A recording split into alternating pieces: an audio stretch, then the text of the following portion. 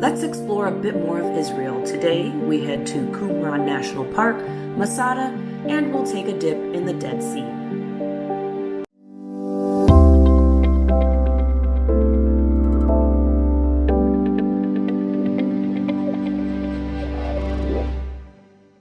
This archaeological site in the West Bank is managed by Israel's Qumran National Park. It is located on the northwest shore of the Dead Sea near the kibbutz of Kalya.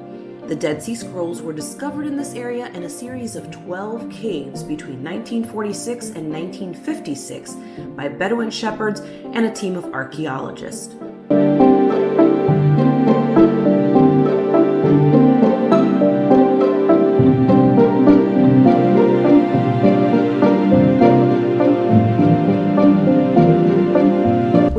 The Qumran area, which is where they found the Dead Sea Scrolls.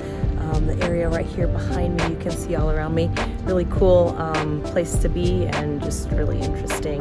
This is also right at the edge of the Dead Sea.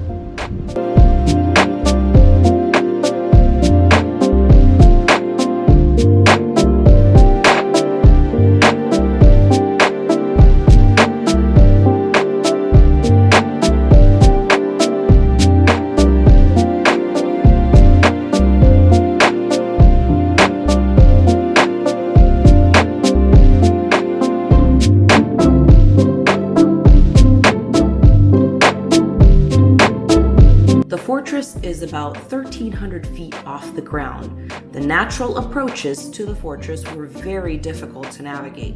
The top is a natural rhomboid shape protected by 13-foot walls. The fortress contained storehouses, barracks, an armory, a palace, and cisterns that were refilled with rainwater. There are 3 winding paths that led up to the fortified gates.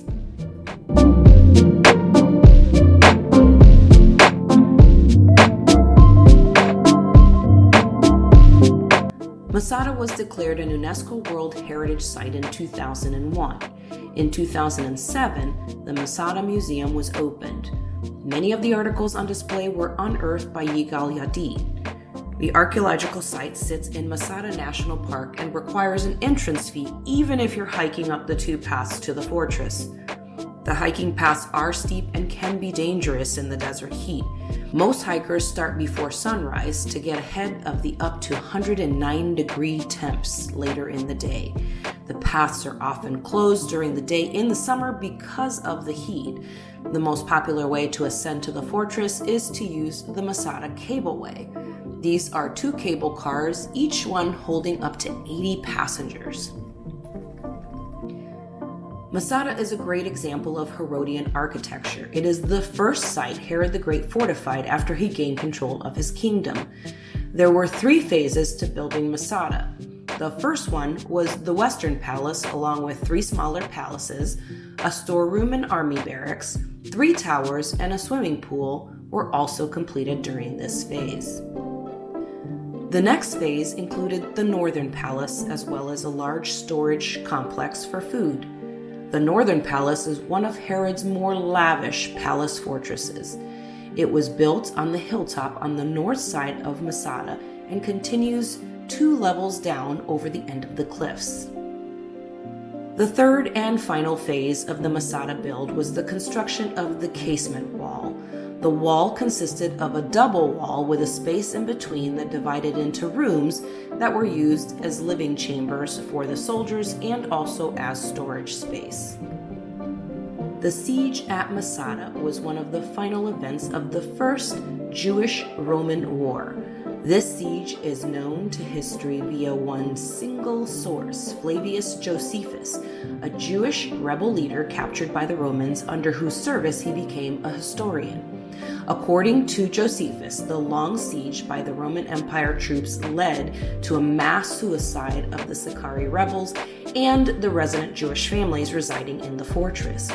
Masada is also known as the place where David, who later became King David, rested after fleeing from his father-in-law, King Saul.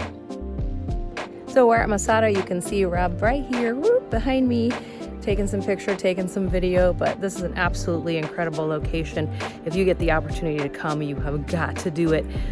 It's crazy. There is a cable car to the top, so if you're afraid of heights like me, yeah, I just did it. So not really sure how I did that, but anyways, completely worth it. You guys should definitely do it. This is an incredible location.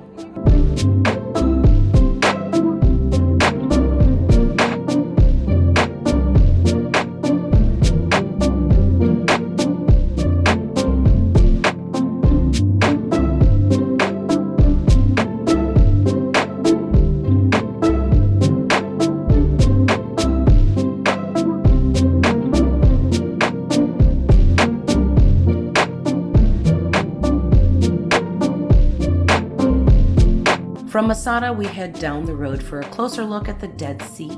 The Dead Sea was given its name due to its high salinity, which prevents macroscopic aquatic organisms such as fish and aquatic plants from living in it, though minuscule quantities of bacteria and microbial fungi are present.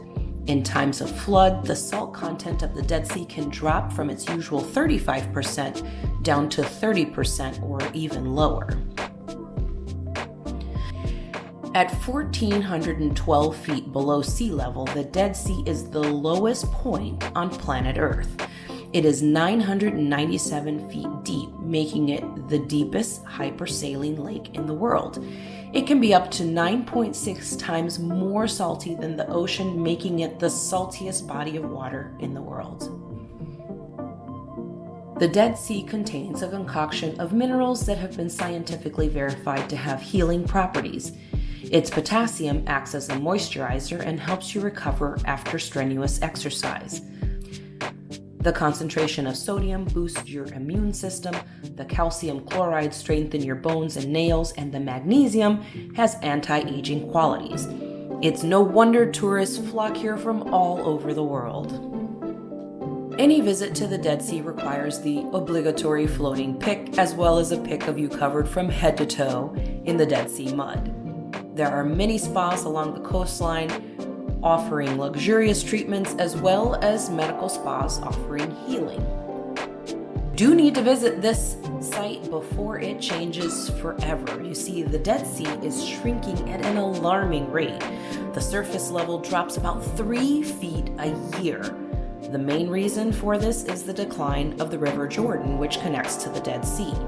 There are over 5,000 sinkholes around the shoreline that can be blamed for this unfortunate event. There are a few things to keep in mind for your visit to the Dead Sea. First of all, be sure to wear an old bathing suit. The high salt concentration can discolor and even ruin your favorite suit. Be sure to take your pictures before enjoying all that the Dead Sea has to offer, because that high salt content can leave a thin film, ruining your camera and your phones. And lastly, do not shave a day or two before your visit to the Dead Sea. The high salt content will sting like crazy once you get into the water. You will thank us after.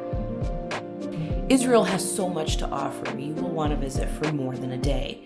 Pre-book any tours you may want to take before you arrive, and be prepared for the experience of a lifetime. Happy travels!